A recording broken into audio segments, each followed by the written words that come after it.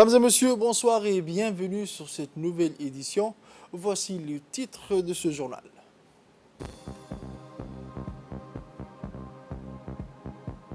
Atelier de sensibilisation des leaders religieux sur l'intérêt de la vaccination anti-Covid-19. Pour l'actualité internationale, au Corée du Nord, Pyongyang annonce avoir testé un missile hypersonique. Merci encore, mesdames et messieurs, de nous rejoindre sur cette édition de 22 heures. Comme mentionné dans le titre, afin de promouvoir les efforts de vaccination contre le Covid-19 au pays, le ministère de la Santé, en étroite collaboration avec le ministère des Affaires musulmanes et des biens Waqf, a organisé ce matin un atelier de sensibilisation des leaders religieux sur l'intérêt de la vaccination anti-Covid-19. La cérémonie d'ouverture de cet atelier s'est tenue au Palais du Peuple, en présence notamment du ministre de la Santé, Dr Ahmed Roble Abdillah, du ministre des Affaires musulmanes et des biens Waqf, M. Moumin Hassan Barre, ainsi que des centaines d'ulamas, des imams des mosquées. Cet atelier de sensibilisation intervient quelques jours après le lancement officiel de la stratégie nationale d'accélération de la vaccination contre le corona pour prévenir une nouvelle vague de l'épidémie. Au cours de cet atelier, les imams des mosquées se sont engagés à suivre le rythme des efforts acharnés déployés par le ministère de la Santé pour lutter contre la propagation du virus en exploitant les chaires des mosquées pour exhorter la population à respecter les consignes sanitaires et d'accélérer la vaccination. Rappelons que le personnel soignant du ministère de la Santé reste mobilisé pour offrir un service de dépistage de qualité en toute personne désirant connaître son statut. De son côté, le ministre des Affaires musulmanes et des biens Waqf, son Excellence M. Moumin Hassan Barre, a indiqué que depuis l'émergence de l'épidémie, notre pays a réagi au plus haut niveau pour prendre les mesures et précautions nécessaires, tandis que le président de la République a pris des décrets qui ont organisé cette étape sensible durant la quarantaine à domicile. Il a souligné que le gouvernement a fourni à la population des vaccins anti-Covid-19 qui ont prouvé leur efficacité dans de nombreux pays du monde, ajoutant que aujourd'hui nous avons beaucoup de ces vaccins, ils sont tous proches du degré d'efficacité pour atténuer les effets du virus, notamment chez les personnes infectées, en particulier les personnes âgées et les personnes atteintes de maladies chroniques. Parlant de cet atelier, le ministre a noté que cette rencontre reflète la coopération fructueuse entre son département ministériel et le ministère de la Santé et qu'elle vise à développer un programme de sensibilisation à mettre en œuvre par les imams et les prédicateurs. Il a affirmé que cette initiative met en évidence le rôle des ulama dans la sensibilisation à la santé et dans le rappel aux citoyens de la nécessité de se dépêcher de se faire vacciner et de suivre les instructions médicales et les conseils des spécialistes. À l'issue de son discours, le ministre a exhorté les universitaires et les imams à rappeler aux fidèles la nécessité de se faire vacciner, surtout après l'émergence de nouveaux types plus dangereux de l'épidémie. Dans son intervention, le ministre de la Santé, son Excellence Dr Ahmed Roble Abdillah, a rappelé que ce n'est qu'ensemble que l'on pourra surmonter ces obstacles. Dans la riposte contre cette pandémie, nous sommes tous responsables. Comme j'aime à le répéter à chacun de mes interventions, la responsabilité dans ce combat n'incombe pas uniquement au ministère de la Santé, c'est un combat collectif que nous devons mener ensemble, a-t-il ajouté. Le ministère de la Santé et tout le corps composé comme les ulama et chefs religieux présents aujourd'hui doivent travailler avec concrétisation pour sensibiliser et vulgariser la population contre cette pandémie, mais également sur les bienfaits de la vaccination. Nous savons tous, a poursuivi le ministre, que le Covid-19 n'a pas de remède miracle à ce jour.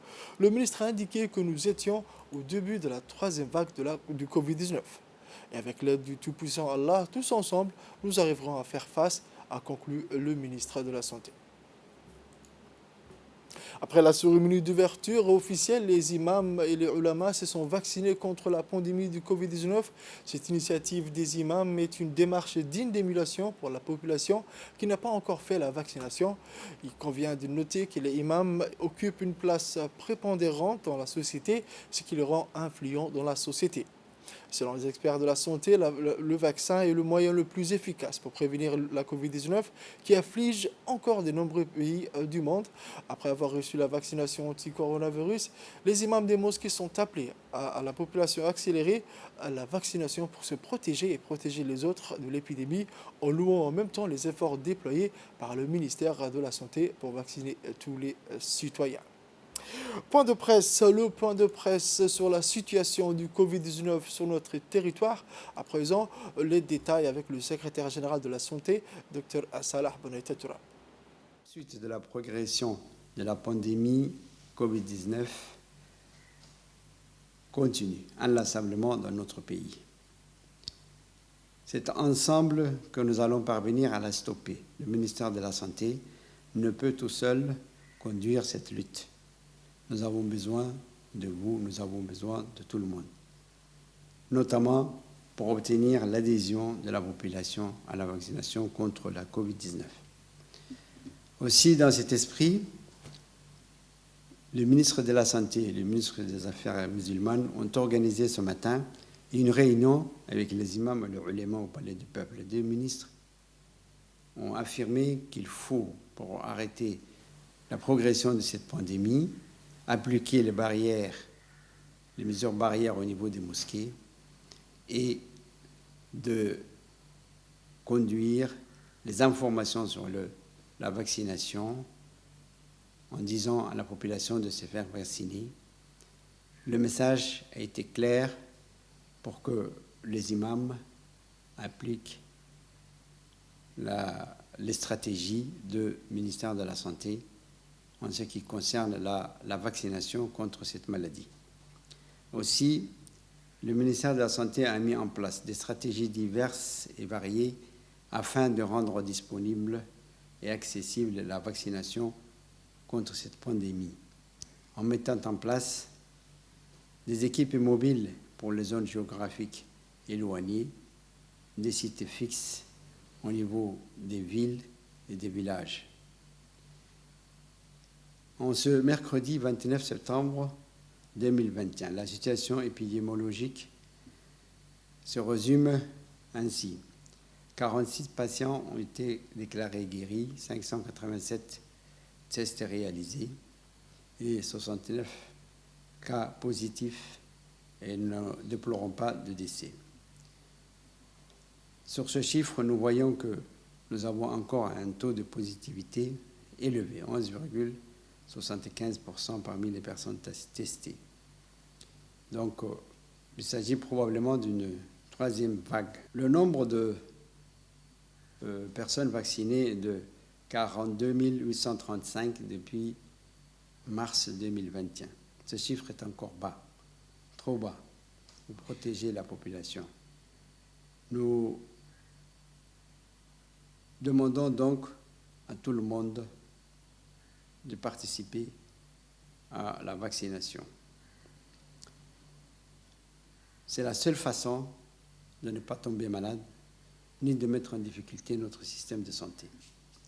Enfin, le bilan global de la pandémie à ce jour est de 220 672 personnes testées, 12 705 dépistées comme positives, 12 091 personnes guéries. Et au total, nous avons 167 décès. Restons vigilants, protégez-vous et protégez les autres, ceux que vous aimez. Vaccinons-nous tous. Merci. Autre actualité de ce journal, le secrétaire général du ministère de la Communication chargé de postes et de télécommunications, Ahmed Youssouf Elmi, a procédé ce matin à la passation du pouvoir entre le nouveau directeur de la RTD, M. Aden Abdi Jama, et le directeur intérimaire, M. Aboubakar Hamed. La passation s'est déroulée dans de bonnes conditions. Le secrétaire général a supervisé la passation et l'installation du nouveau directeur général par intérim de la RTD, M. Aden Abdi Jama. Par la suite, le nouveau directeur général, M. Aden Abdi Jama, a tenu une brève réunion avec les responsables et le personnel de la RTD en présence du secrétaire général du ministère de la Communication chargé des postes et télécommunications, M. Ahmed Youssouf Elmi, du directeur de la communication au ministre de la Communication, du directeur de l'information, M. Omar Ali Ige, et du directeur de la radio. À cette occasion, le nouveau directeur général Aden Abdi Jama s'est félicité de sa nomination et de la confiance que lui ont accordé le chef de l'État, son Excellence M. Ismaël Berguele, et le ministre de la Communication chargé des Postes et des Télécommunications, son Excellence M. Radwan Abdullahi Badan. Il a exhorté le personnel de l'institution de travailler davantage afin de servir honorablement la nation et le peuple djiboutien. Rappelons le nouveau directeur général de la RTD, M. Aden Abdi Jama, a été nommé hier lors de la 13e séance du Conseil des ministres présidée par le chef de l'État. Dans son intervention, le nouveau directeur général s'est dit fier d'être nommé à ce poste et a remercié le personnel de la RTD pour l'accueil. Écoutons un extrait.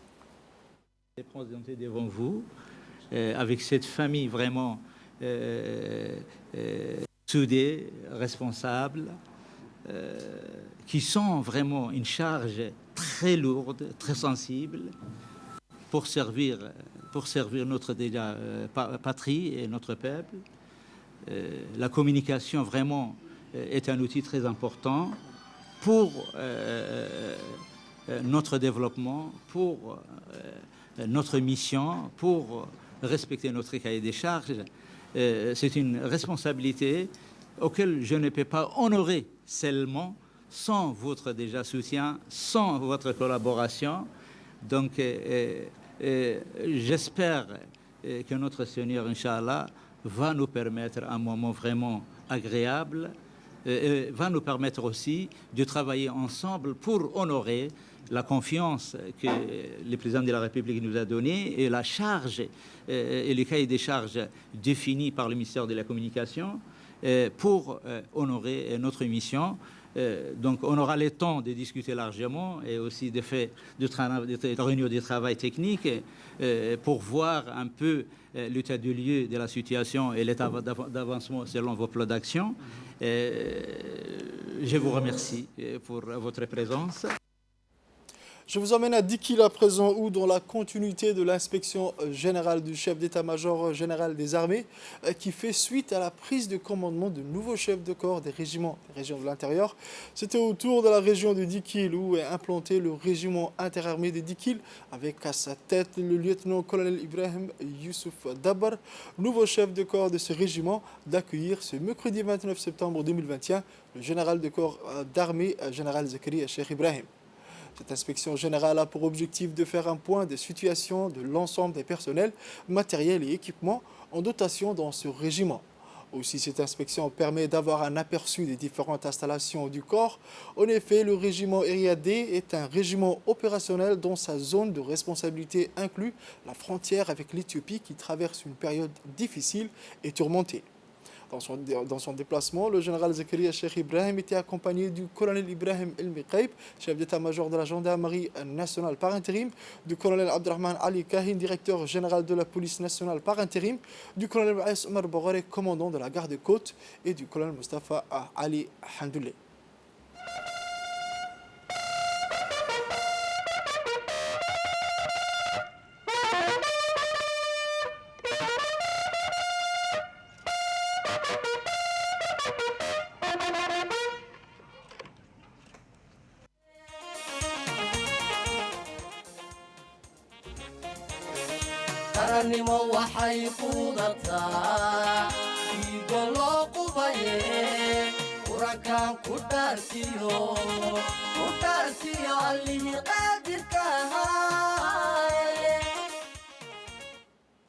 À la descente de l'hélicoptère Dauphin, le SEMGA a été accueilli par le lieutenant-colonel Ibrahim Youssouf Dabar, nouveau chef de corps du régiment interarmé de Dikil, en présence du préfet de la région de Dikil et du président du conseil régional. Après les salutations d'usage, le général Zakaria Cheikh Ibrahim a entrepris la revue des troupes composées des militaires du RIAD et d'une délégation restreinte des officiers supérieurs de l'état-major général des armées. Dans son discours, le général Zakaria Cheikh Ibrahim, chef d'état-major général des armées, a indiqué qu'en qualité de nouveau chef de corps du RIAD, le lieutenant-colonel Ibrahim Youssouf Dabar demeure le premier responsable de l'ensemble des troupes, de leur matériel, équipement et infrastructures. À ce titre, il lui appartient de veiller rigoureusement à la préservation et à l'entretien périodique des matériels et équipements. Écoutons le général.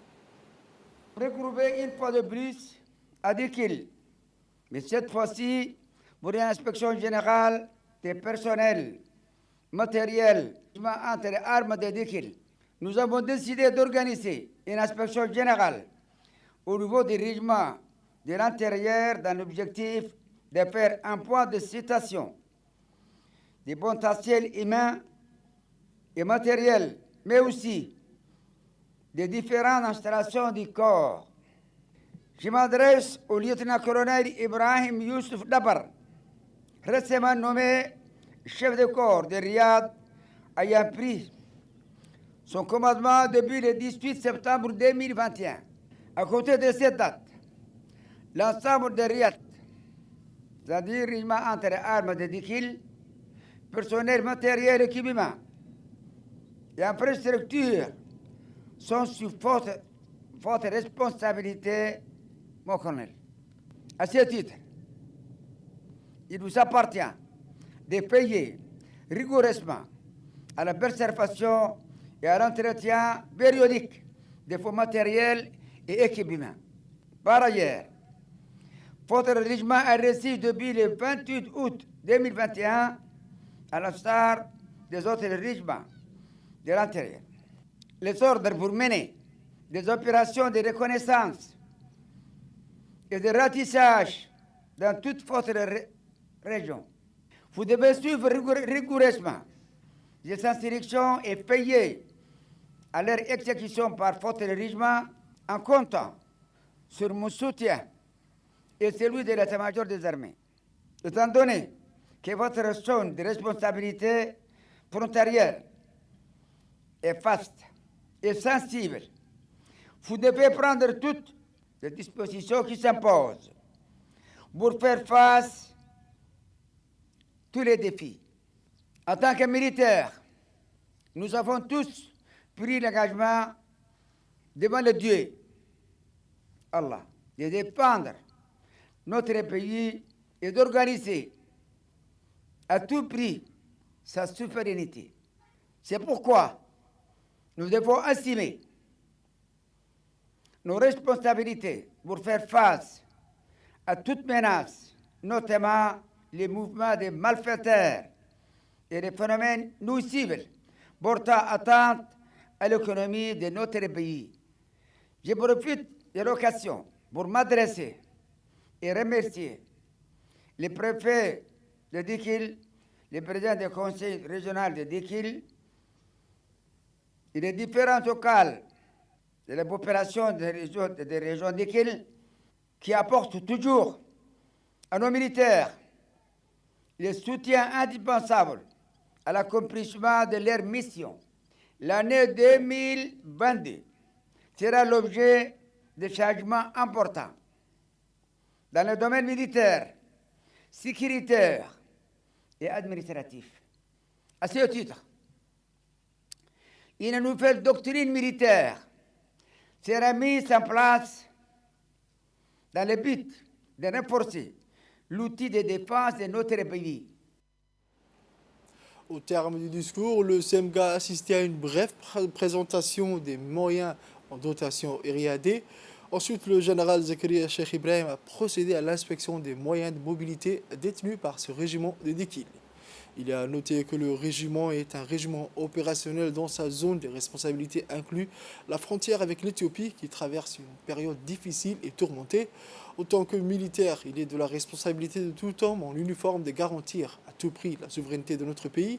Au terme de la cérémonie, le général Zakaria Cheikh Ibrahim a assisté à un défilé à pied des troupes du régiment de Dikil avec à leur tête le nouveau chef de corps, le lieutenant-colonel Ibrahim Youssouf Dabar. La cérémonie s'est clôturée par un rafraîchissement et par la traditionnelle photo de famille.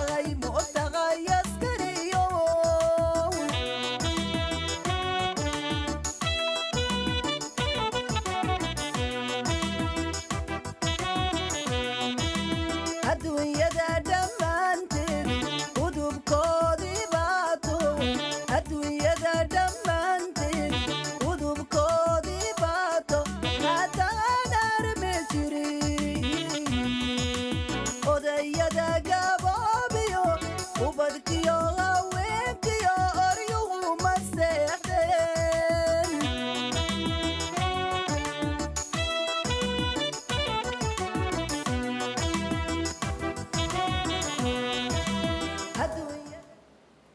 Toujours dans l'actualité nationale, retour à la capitale Djibouti-Ville où l'hôpital militaire soudanais a abrité tôt ce matin la première opération affectée sur les fentes labiopalatines, communément appelée bec de lièvre. Cette opération effectuée pour la première fois sur le sol djiboutien par nos médecins s'inscrit dans le cadre d'une collaboration étroite des services de santé des armées et de la police nationale.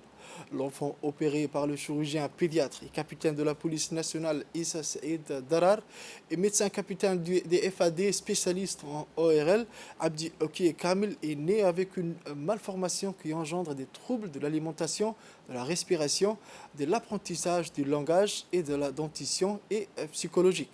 Depuis sa naissance, l'enfant âgé de 3 mois était alimenté par une tétine spéciale. Son cas nécessitait une opération chirurgicale avant le passage aux aliments solides.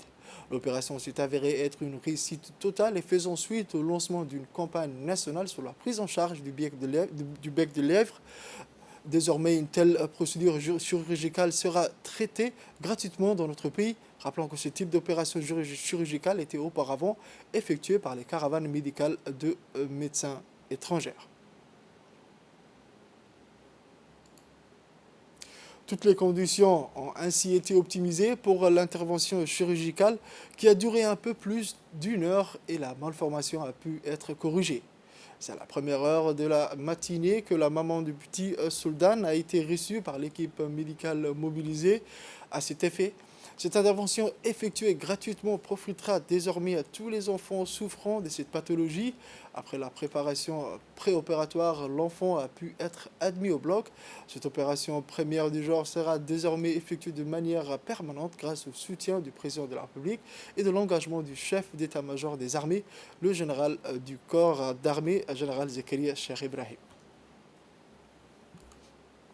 Écoutons à présent la réaction du docteur Issa Saïd Darar, le chirurgien pédiatre, médecin et capitaine de la police nationale.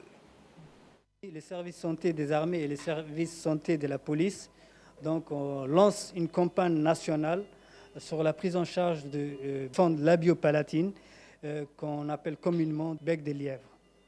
Il faut savoir que les fentes labiopalatines sont une malformation au niveau de la face. C'est une malformation qui était depuis longtemps prise en charge lors des missions des pays amis. Donc aujourd'hui, nous avons la chance de lancer ici même à l'hôpital militaire la prise en charge de la fente labiopalatine. Les consultations et les bilans préopératoires se feront à l'hôpital, au centre médico-chirurgical de la police, et la consultation pré-anesthésique et l'acte chirurgical se fera à l'hôpital militaire. C'est une campagne en coordination des services de santé des armées et des services de santé de la police qui est lancée et dédiée à toute la population nationale et des enfants porteurs de cette malformation.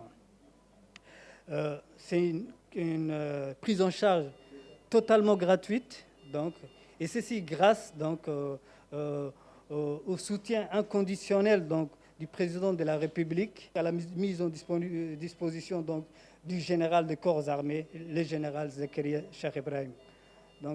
Pour nous, c'est une bonne chance et nous invitons toute la population à venir profiter de cette prise en charge qui est à 100% gratuite. Merci beaucoup.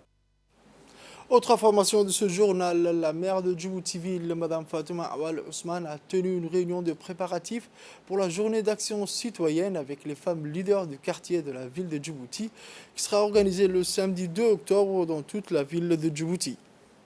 Cette réunion est organisée dans le cadre de la grande opération de nettoyage dans la capitale en vue d'embellissement des grandes artères routières de la capitale. Cette opération consiste à l'enlèvement des déchets bruts, nettoyage des voies primaires et des principales places des trottoirs, plantation d'arbres dans les quartiers et sensibilisation relative au rejet des eaux sur les voies publiques. Compte tenu de leur rôle, les femmes leaders de quartier sont les agents les plus proches des citoyens et jouent un rôle prépondérant dans la sensibilisation et le rapprochement des citoyens dans un but commun, l'embellissement de la ville de Djibouti.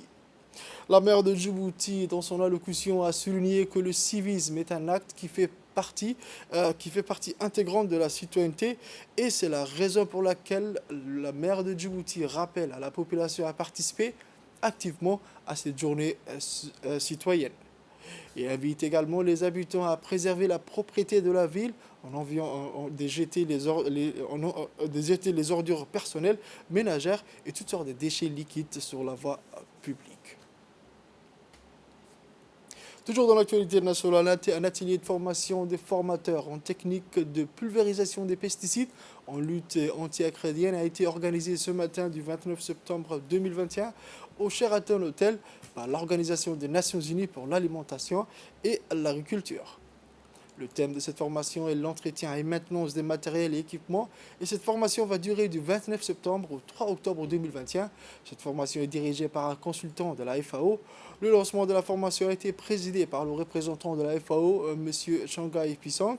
Cet atelier a vu la participation de Mme Adala Moussa Hamadou, ingénieure agronome, mais aussi de plusieurs experts du ministère de l'Agriculture de la capitale et ceux des régions de l'intérieur.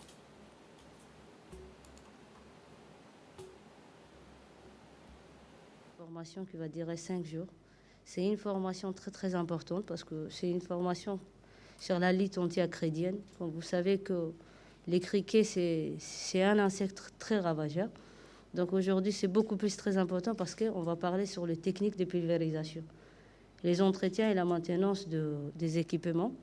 Donc je demanderai à tous les participants d'être vraiment très assidus, de suivre la formation. Écoutons à présent l'intervention du représentant du FAO. Djibouti a eu la chance de n'avoir pas eu à se décliquer comme les autres pays. Donc nous avons largement le temps de nous préparer. Nous avons eu l'expertise qu'il faut. Cette formation, à ce que je sache, si je vois l'expert qui est avec nous, ce n'est pas la première formation de ce genre. La première a été très performante. La preuve, les premiers insectes que nous avons eus après la formation, nous avons su le contrôler. À ce jour, si ce n'a pas été le problème de données, au bas mot, nous avons pu traiter à peu près 50 hectares. Et Dieu seul sait ce qui aurait été ravagé si ce travail n'avait pas été fait. Il ne faut pas voir seulement la surface qui est traitée. J'ai eu l'occasion d'aller sur le terrain et j'ai vu l'intervention précoce, ce qui a été détruit et après le traitement, l'impact que cela a eu derrière. Et on s'imagine si tous ces criquets avaient pu décoller, les dégâts que ça aurait causé ailleurs. Donc, ce n'est pas que 50 hectares traités, mais 50 hectares et plus en dégâts qui est sauvegardé. Mais cela vient de la formation qu'on a eue. Cela vient des équipements que nous avons eus. Nous pouvons faire mieux. La salle amphithéâtre du centre de formation des enseignants de l'enseignement fondamental Omer Guel Ahmed a abrité aujourd'hui une importante cérémonie de lancement de la formation initiale pour des élèves professeurs de la promotion 2021-2022. La directrice générale du centre, Mme Acha Farah Iltire, et le directeur de la formation des innovations pédagogiques et du partenariat, M. Awale Abdelkader Hersi, ont parrainé la cérémonie à laquelle ont pris part les hauts cadres du centre et l'ensemble des élèves professeurs qui entament leur formation initiale. Ce sont au total 553 élèves professeurs qui ont été reçus au concours de recrutement qui a vu plus de 2800 candidatures. Ces élèves professeurs qui vont suivre des formations théoriques et des stages pratiques sur le terrain devront intégrer les établissements scolaires dès la rentrée prochaine. À l'issue des interventions officielles, les responsables du centre de formation des enseignants et de l'enseignement fondamental ont pris langue avec les élèves professeurs pour leur donner un aperçu sur la maquette de formation initiale et l'éthique de l'enseignant, ainsi que la réglementation qui s'applique à leur statut de fonctionnaire de l'État. L'enseignement technique et la formation professionnelle, de l'enseignement bien sûr général, de l'enseignement de base, du préscolaire, de l'anglais et des arabisants. Ils sont au nombre de 523, en tout corps confondu. Ils vont faire une année de formation ici. Et, comme vous le savez, ils ont passé un concours où il y avait 2835 candidats. Maintenant, ils ont sorti les 523 premiers pour ce concours. Je les félicite d'abord pour les réussites à ce concours. Ils doivent bien sûr avoir une formation de base solide où ils vont acquérir des compétences en matière de savoir, de savoir-faire, des savoir-être et des savoirs qui sont utiles pour bien sûr transposer tous les acquis dans les classes. Pendant la formation, ils vont bien sûr bénéficier de beaucoup de compétences au niveau des pratiques des classes, au niveau de gestion de la classe, au niveau de l'éthique professionnelle, au niveau et tout ce qui tourne autour du métier. Autre information de ce journal, la coopération civile et militaire italienne a procédé hier dans la matinée à la remise d'équipements de musculation et de mise en forme ainsi que de climatisation au stade Goulet. C'était dans le locaux dernièrement réhabilité que l'événement a vu le jour en présence de la secrétaire générale du SES, Mme Khadiga Ibrahim, la directrice du stade Gouled, Mme Fatima Dabele, ainsi que le colonel Bigui et autres officiers de l'armée italienne stationnés à Djibouti. Pour rappel, ce don fait suite à d'autres comme la climatisation et autres matériels offerts par les Italiens. À l'issue de la cérémonie, les deux parties ont procédé à la signature d'une convention de partenariat dans la salle VIP du stade Gouled.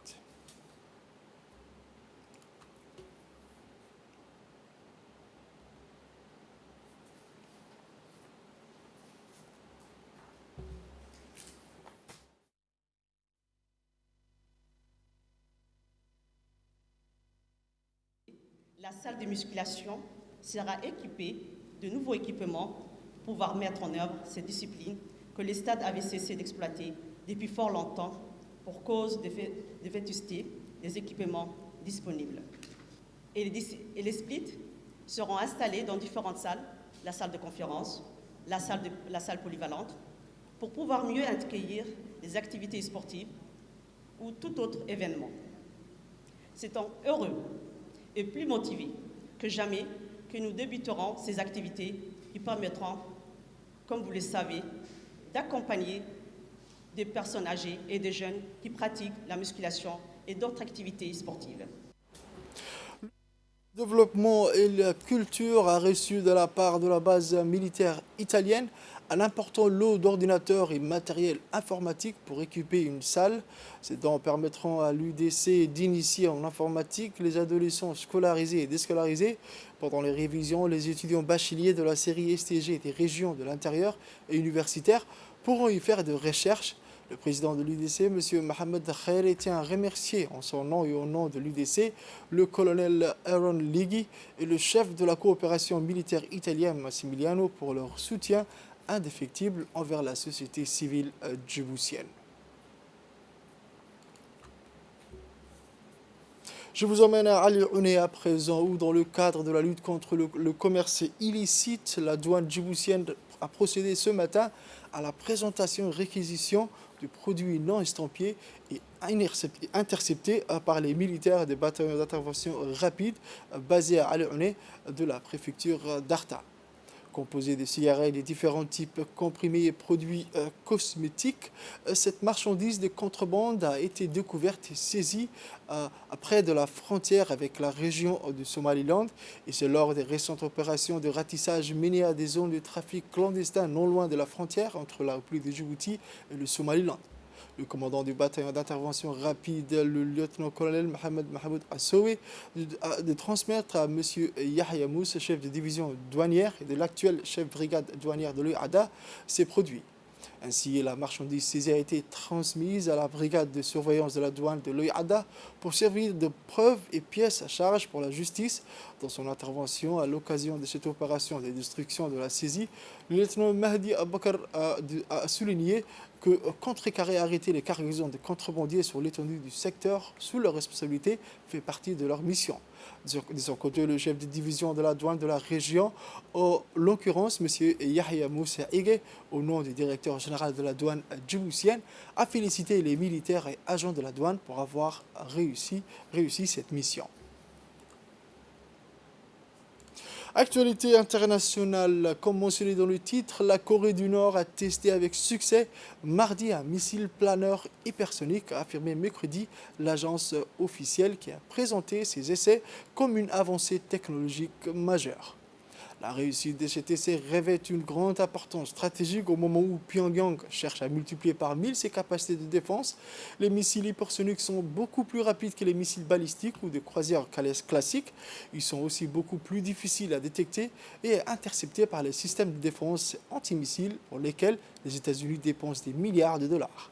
L'armée sud-coréenne avait annoncé le lancement d'un projectile par le nord peu après l'avoir détecté mardi matin. Pyongyang avait déjà procédé à plusieurs autres tirs de missiles, ce mois-ci, l'un concernant des missiles de croisière à longue portée et un autre, selon l'armée sud-coréenne, des missiles balistiques à courte portée. C'est tout pour cette édition de 22h, mesdames et messieurs. Merci de l'avoir suivi et restez avec nous pour la suite du programme.